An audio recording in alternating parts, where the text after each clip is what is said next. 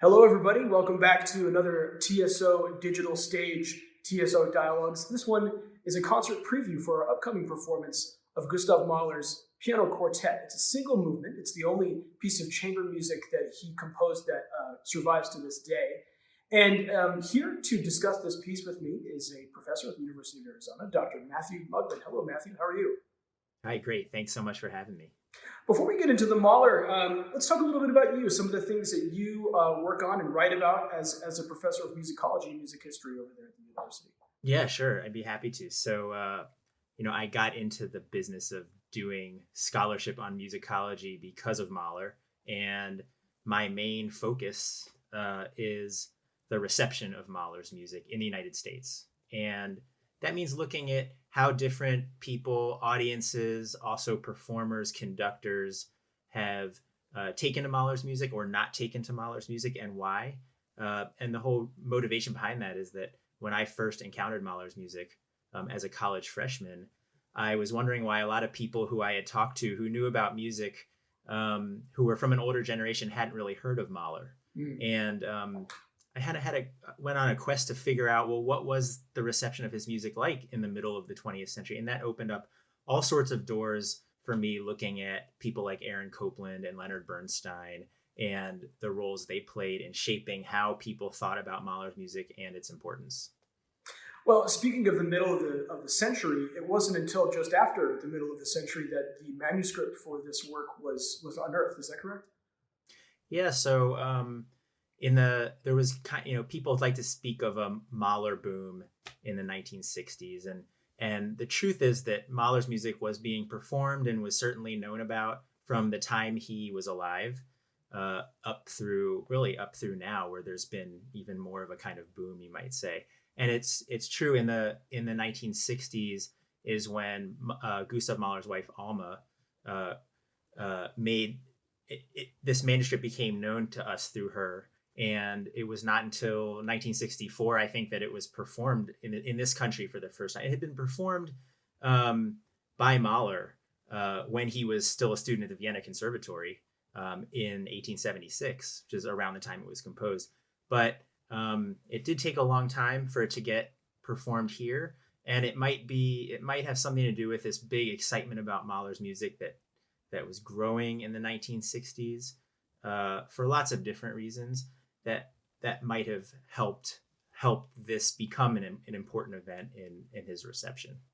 Well, let's talk about that time, actually, when the work itself was composed and then premiered. As you said, the premiere involved the composer himself. It's probably not totally fair to refer to this as a piece of juvenilia, because it's a wonderful work in and of itself, and that may be a little bit reductive, but he was quite young when he wrote this, 15, 16 years old, as I understand. Right. Yeah. I mean, you might talk about student works for a lot of composers. You might think of this as really the signature student work of Mahler, since it's really the earliest work that we know that exists that we have today that we can actually experience. So it doesn't totally give us as much of a preview of what his compositional style would be like later with the kinds of things we know Mahler for writing, songs, symphonies. But it does place him very much in that time period that people who are familiar with chamber music works by Brahms, for example, are going to hear this and feel like it fits in that world. At the same time, I think there are inklings of things that we come to discover are part of Mahler's style later when we look at his songs and symphonies. And around the time of this work's composition, shortly after it was premiered, as much as a work like this could be premiered in that sense, he was not a known commodity as a composer or anything like that. One of the earliest, I think maybe the second performance of this piece that ever took place, was at the home of Theodor Billeroth, who was a close confidant of Brahms and was very much instrumental, no pun intended, in the development of some of Brahms's own chamber music, and hosted many events in his home where those pieces were played. And that's very appropriate, because it's kind of hard to deny the Brahmsianness of this work, is it not? Yeah, that's true. And some of the things that might remind you of Brahms, if you are listening to this and thinking about Brahms's style, the some of the rhythms are pretty similar to the kinds of rhythms we find in Brahms. You'll hear a lot of triplets, and that's something that we find a lot in Brahms's music. It's the These first groups of three. Yeah, in fact, it starts off that way. This kind of there's this like driving energy to this that the piano really carries throughout most of the piece. Brahms was very interested in taking small motives and developing them, and this piece is really based on a few small motives, which to be fair, that's how a lot of chamber music works. But in this case, I think you see a suggestion of what if Mahler had written more chamber music? Would he have written music that complements Brahms' legacy in that area in the late 19th century? We'll never know what that direction would have looked like. But one thing that's kind of cool to think about is that his symphonies are really full of, and a lot of people point this out about his symphonies, chamber music kinds of textures. Right. So here we actually get to see Mahler working with one chamber group, whereas in his symphonies, we have him treating the orchestra as a bunch of different chamber groups. I wish I could say that was my insight, but that's something that is really, I think, part of the legacy of his orchestration. And it's cool to be able to trace that back to this chamber work as the only real surviving chamber work that we have. It's interesting, and you mentioned how it wasn't necessarily overall indicative of things that he would do later on in his more adult compositional career. But we do often think of the chamber works of some of the great composers. Beethoven is probably the best example of this, where he was trying out concepts relating to form and style and even harmony and all these different things on the smaller stage within something like a piano sonata or a string quartet. And then, knowing that this idea had legs would then put it into a symphony. Is there anything like that at all in this work? Yeah, a few things that come to mind. I really, I asked myself why I really like this piece, because I pretty much like anything Mahler wrote. And part of it probably is that I know Mahler wrote it. But there are things that the way that Mahler treats the different voices of the quartet, especially the strings. So you have a violin, violoncello, and the way that he has these instruments exchange motives is highly polyphonic. And even though you have this piano kind of, for the most part, providing the underpinning, Mahler's very free with the exchange of material among voices. That's not a unique thing for Mahler in chamber music at all. But I think it gives us a little preview of the way that he would treat the orchestra. The other thing is that when you think about some of the melodies in this, and there isn't a whole lot in the way of long drawn out melodies, some of which we do get in Mahler symphonies, but there is the first important theme is this 3-note, really not much more than a motive. But there's a song-like melody that comes in refreshing. It's a really refreshing moment, and that song-like kind of quality is. You might find similar melodies in music by other 19th century Austrian, German composers, but you can see Mahler experimenting with more song-like material than just playing around with motives. And then there's one more thing I notice in this, which is this really subtle shift between sections of the form.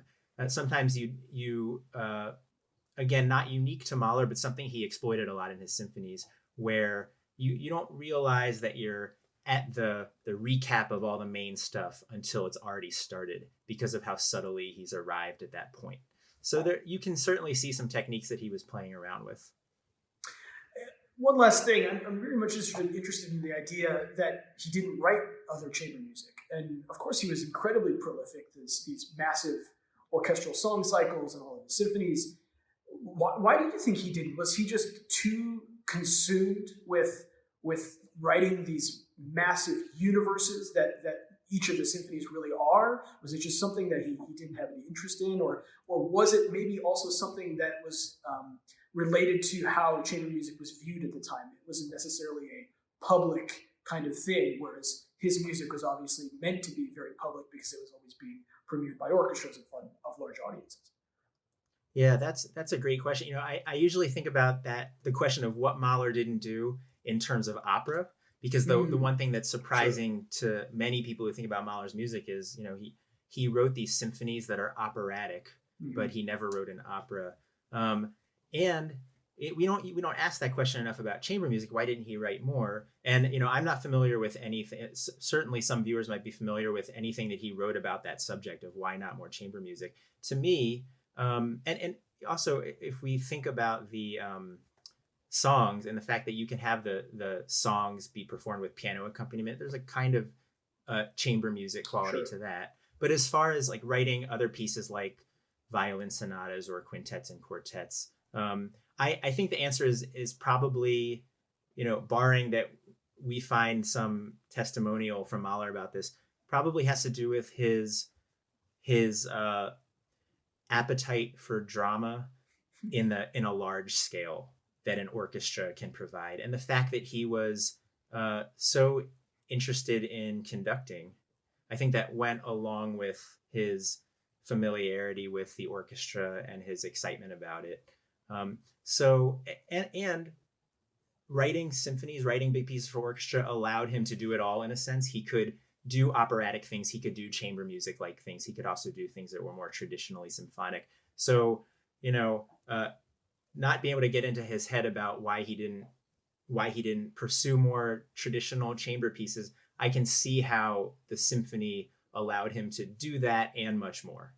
I think that's what I'd say if I were him. I've always found it kind of funny that Gustav Mahler's music has been ripped off for good reason by film composers for many, many years, decades now. Certainly it's hard to listen to something by John Williams and not hear some echo of Mahler, along with many, many other composers. But one of the only pieces, at least in contemporary popular culture, of Mahler's that is in a mainstream film is actually this piece. Of course, it makes kind of a strange appearance in Scorsese's Shutter Island, a wonderful film that came out about 10 years ago with Leonardo DiCaprio, and they walk into the study of, I believe it's the warden of this institution, and he's listening to this piece on a record, and Leonardo DiCaprio's partner asks if they're listening to Brahms, and DiCaprio actually says, "Oh, it's Gustav Mahler," which I guess is kind of a funny thing because the piece was discovered after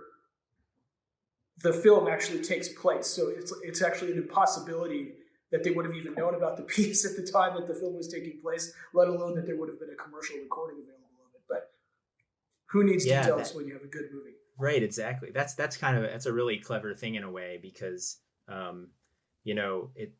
that sort of moment, it can be a nod to a viewer who knows that and who knows what's going on. And I also think about the use of that piece in that movie and the fact that one of the things that has really grabbed people about Mahler's music is this idea of this psychological drama that's involved in this piece itself is very, it's got a dark kind of mysterious quality to it. And I think in that sense, it fits really well with some of the themes in that movie. Well, I can't thank you enough for taking the time to talk to us about this. We're very excited to share this performance with you as well once we get it recorded and put out on our digital stage. It's going to be, I think, a new experience for a lot of people who love the music of Gustav Mahler but aren't aware of this piece. So, Matthew, quickly before we go, is there anywhere where people who are watching this might be able to read any of your material or follow up with some of the work that you do? I would, I appreciate that opportunity. I would love to point people to my book on, I don't have a copy right in front of me, I'd show you, but my book on Aaron Copland and Gustav Mahler. It's called, simply enough, Aaron Copland and the American Legacy of Gustav Mahler, published by University of Rochester Press. And that's where you'll find a lot of my research about Mahler's music in the United States and the kinds of things it has come to mean for different people and different musical networks. And other than that, you go digging for some articles on different topics relating to Mahler, including one about cuts in Mahler's music that conductors have chosen to make. And it used to be a common practice. It doesn't happen very much anymore, if at all. But it was also the idea of a conductor shortening a symphony, because Mahler symphonies can run pretty long, hour and a half maybe. was part of how conductors saw it as possible for people to hear this music. And it's actually, I think it was a pretty important thing in his music getting a foothold, which might seem a little bit strange, not hearing it in full. But I've also written a bit about that and am still interested in looking at that sort of thing. Well, you can look him up on the internet, Dr. Matthew Mugmon from the University of Arizona. Thanks again for taking the time. My name is Ben Nisbet. I'm so glad you joined us today. Please stay safe and healthy out there, and we look forward to seeing you all very, very soon. Thank you. Goodbye.